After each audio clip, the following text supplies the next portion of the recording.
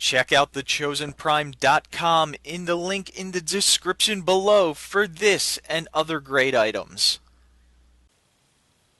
Alright, welcome everyone to another Radio Free Cybertron review. I'm your host, Diecast, and today we have Voodoo Courage Potion, which is also Animus Stealth Mode.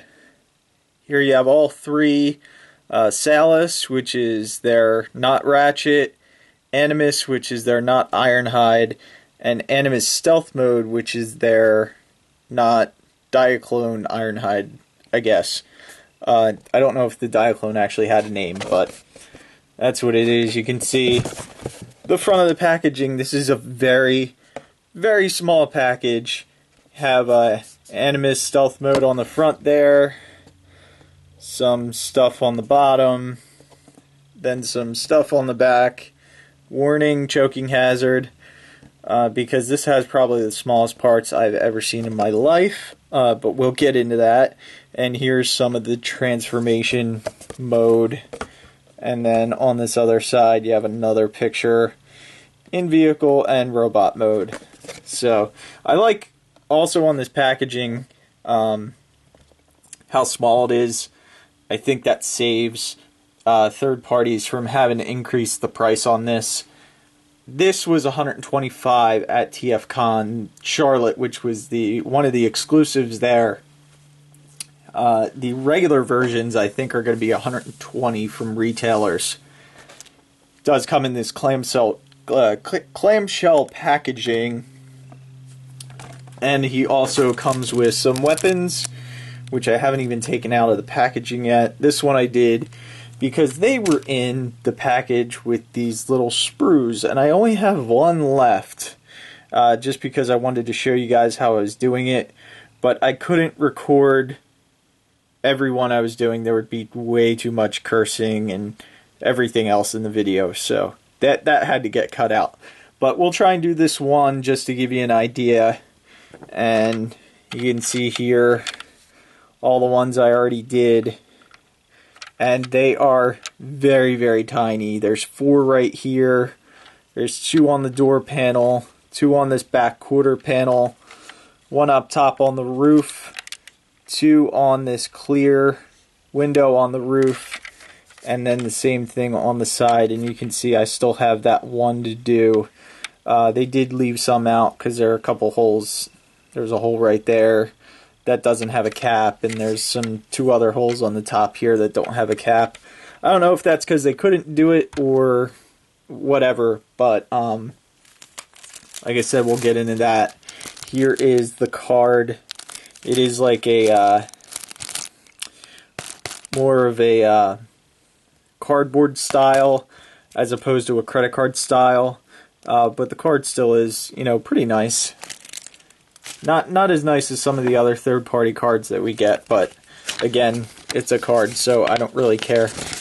And then also you have your instructions, which look small until you get through the instructions that tell you where those little filler pieces go, because that's pretty small. You can see that on my hand right there. Not very big at all. And then the numbers are on the back of these sprues. I don't know if you're even going to be able to see it. Let me try and zoom in real quick. Like I said, I don't know. There you go. So that is number 6. And that's one of the better looking numbers. Some of them were very unrecognizable. So if you want to do this, I do caution you how frustrating this may be. At least it was for me. So I have a pair of nippers, as people like to call them. Just gonna nip that piece off as close as I can to the filler piece. And then you can see here, I'll try and zoom in again. It still leaves a little bit that you have to trim down. My method for trimming has just been a pocket knife, and you can see the black plastic on the pocket knife from me already trimming up all the other ones. And the reason I'm using a pocket knife is just because it gives me a little bit more room to work. And this is the first one I'm doing in front of a camera. So I know someone's going to be like, you're not holding the knife right. Well, you know, I've done all of those so far and I haven't hurt myself yet. So I don't plan to on this last one. And then also while we're trying to do this little minute trim, you don't have to do this. It's totally optional. If you're cool with the holes, or if you're transforming, if you're leaving him in robot mode, you're probably not even going to notice. So I wish Voodoo would have had a better way to design this figure so you didn't have to do this. I mean, I don't know if there was a better way, but if this was the only way, I'll forgive him for that. And I think I got that trimmed up enough that we can slide that in. So, see that hole right there? And these are, you know, there is a correct angle that they go in because the pieces are slanted, and then you just push it in. So that's the last one I had to do. Gives you an idea how it looks right there. This one on the back right here is probably the hardest to put in. I don't know that I put that in the right orientation, but I don't know if I can get it out either. So it's better than the hole that it was. So that is all the panels in. Now, one thing I did have, there we go. I had a little bit of trouble with that front bumper locking in, but it just seemed to lock in for me now. And then when I transformed it again, this panel really bothered me, how there was a gap here. And I thought I was transforming it wrong, but it still rolls. It still does everything it needs to do. So it looks like that is the proper transformation that I have it in. So let's go ahead and get into, well, we'll talk about his vehicle mode first. It is really compact. Here is an RID Bumblebee, just for comparison. They're about the same size, roughly. So let's go ahead and just take a look around the top. These clear, smoky panels came out really nice. The yellow paint on this probably could have been a tad darker. You can kind of see the black bleeding through on the back. But not bad. You know, overall, I think it looks good.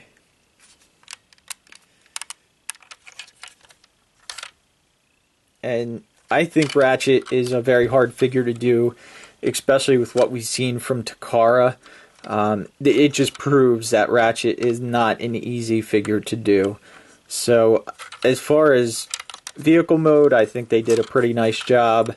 I would have liked to not have to do those filler pieces, but then again, you don't necessarily have to do them. So, let's go ahead and get this guy transformed. First thing you're going to want to do is come to the back here. Just kind of pull these back panels apart. Just like that. Then we're going to pull this whole back section out. That's going to give us the feet. You can go ahead and rotate the exhaust pipes around. And we'll split the feet. And then right up top here, at the top of the windshield, you just rotate them around. So there you have the toe up here and the heel. And these very weird legs, but they do have nice ratchets pretty much everywhere. And he's a super stable figure. You know, as soon as we get him transformed, I'll be able to show you that a little bit better. Get these panels out of the way on the side here. And we're going to go ahead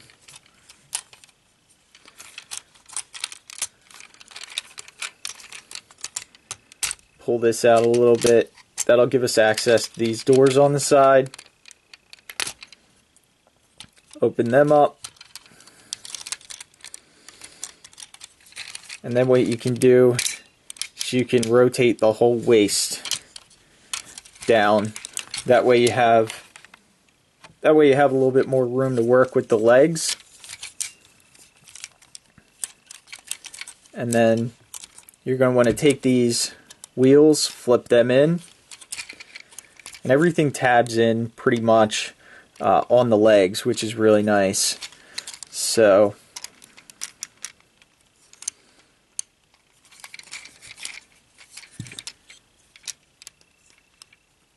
gonna bring this down.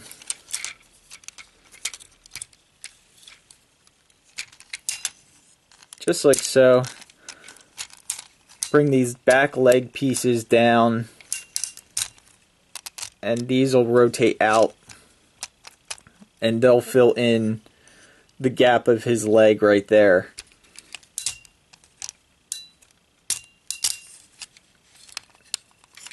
And then everything does tab in. All these panels tab in pretty nicely. Do the same thing on this side. Rotate that down. Close this panel up. Make sure that tabs in. That will come to the front of the leg. That rotates all the way around, which is something I think I forgot. And then this panel, which is the sliding door panel, is going to rotate. This piece is going to slide up. That way it can fold behind it, and then you're just going to rotate this whole piece around.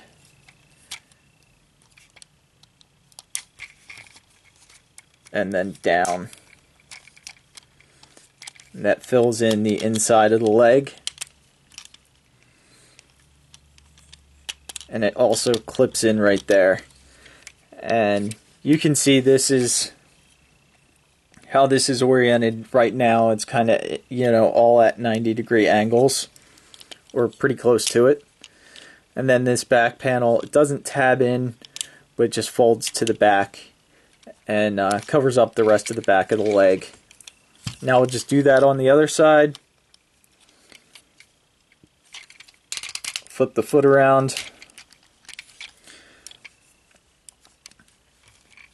Bring this panel, and now on mine, when I slid this panel, the pin slid and not the actual window, because these are pretty tight. I had to loosen it and actually take this whole assembly apart and try and make the hole in this piece a little bit bigger so it didn't take the peg or the pin with it. And I was able to do it, and one thing I learned is this plastic is really strong. It seems like an odd thing. I haven't seen anyone else complain about that the pin was stuck on the panel.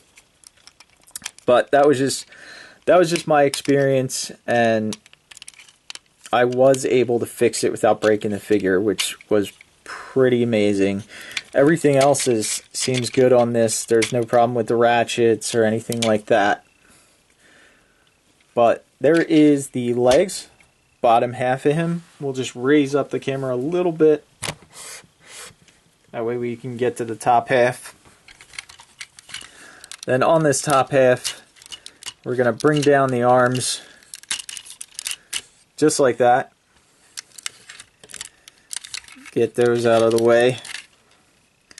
And we're going to come up front. Going to split the bumpers. And this is a little weird too. You have to, there's a panel in here, right there, that you have to make sure you can get the bumper over. And then there's going to be another clip right up behind the mirror.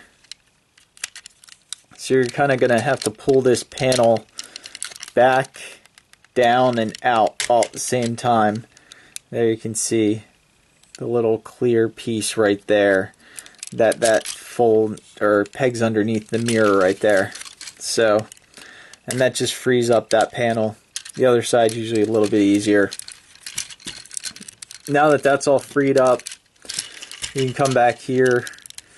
We're going to split the arms, and then we can rotate the arms out just like that.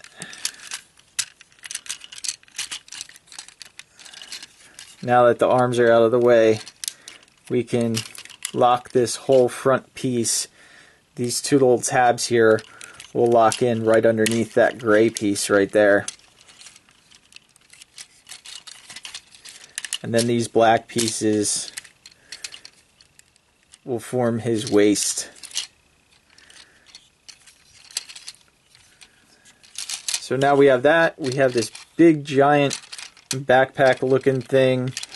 We're just going to rotate that around just like so.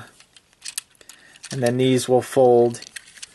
Actually, before you even do that, you want to take these wheels and fold them out. It'll be 2 clicks, just so they're like that. Same thing on this side. 2 clicks, fold that out. Now you can rotate these up, and the doors will peg in on this clear post right there. It looks like a T. And it'll just peg in, and you have to make sure these are lined up perfect.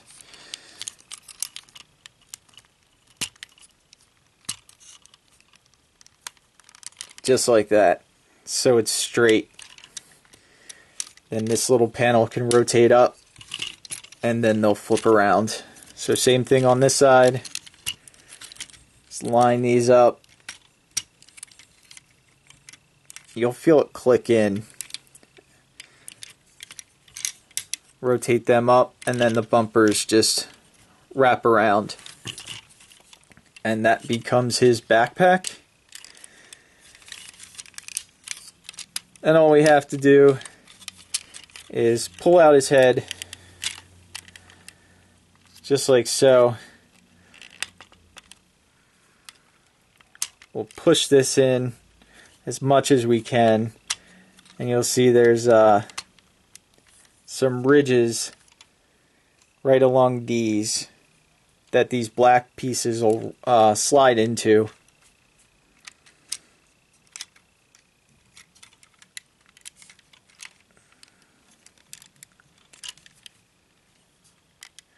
And then once that's done, you can fold in these side panels, and this will just sit down there.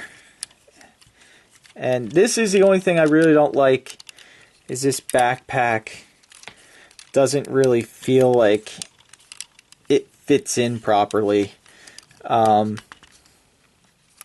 It's supposed to come to the back of the head, and it almost looks like it wants to rotate in, but there's really no locking mechanism for it.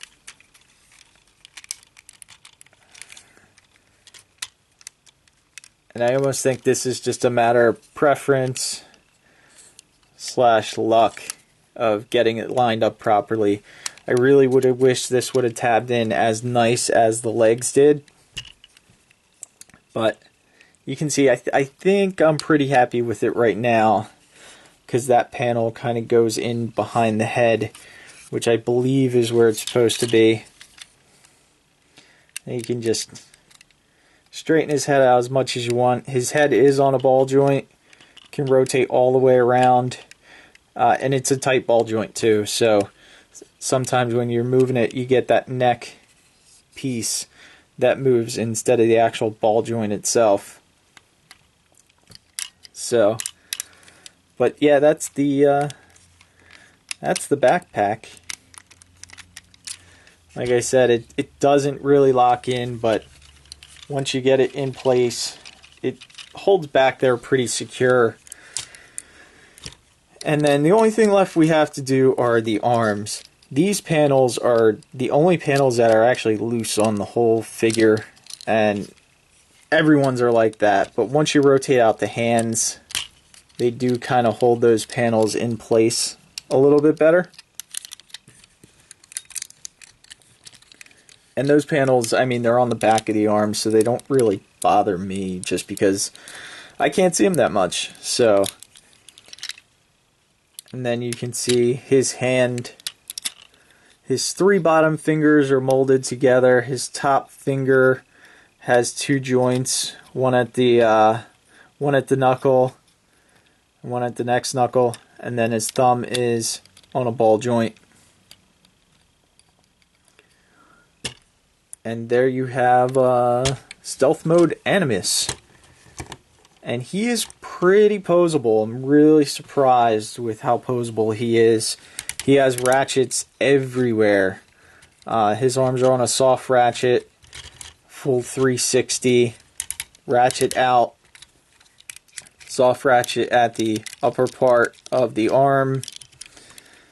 Can get a full bend. His feet, even though he does have that same problem that the Combiner Wars Deluxes have because of the detents. He needs an extra detent. You can kind of make it a little bit smaller if you want, but it kind of makes him unstable. At least I found. He's kind of really unstable right now. I don't know why that is. He wants to go backwards. Come on, stand for me. This is the first time he's actually wanted to fall over. And what you can do is you can push the feet up just a little bit. There we go. And that kind of makes him a little bit more stable. Gives him that frontal lean that he should have. And then you can just take one of the guns. I'm not going to show off both guns just because they're kind of the same. And then they have that same sort of slot system where you can put it in his hand.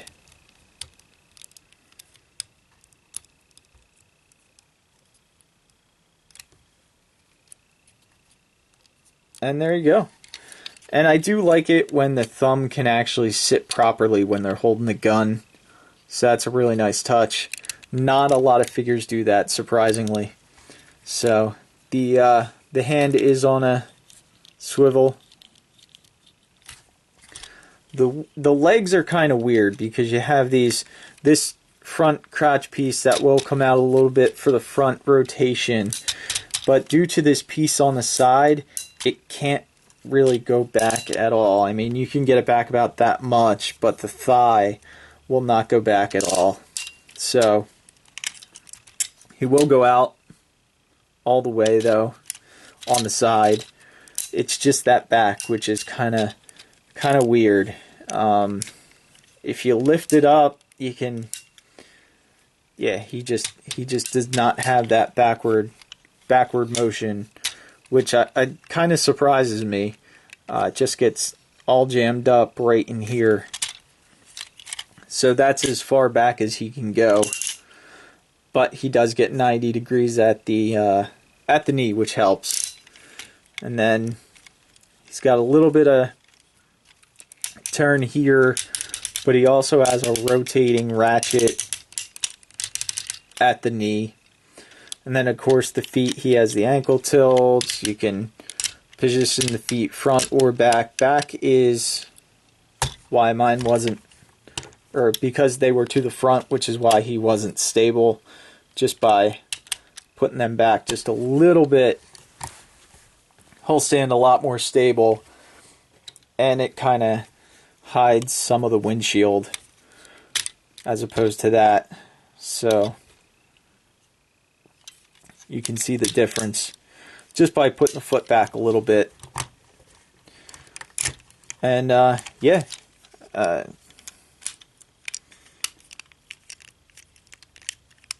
everything on his legs peg in really well.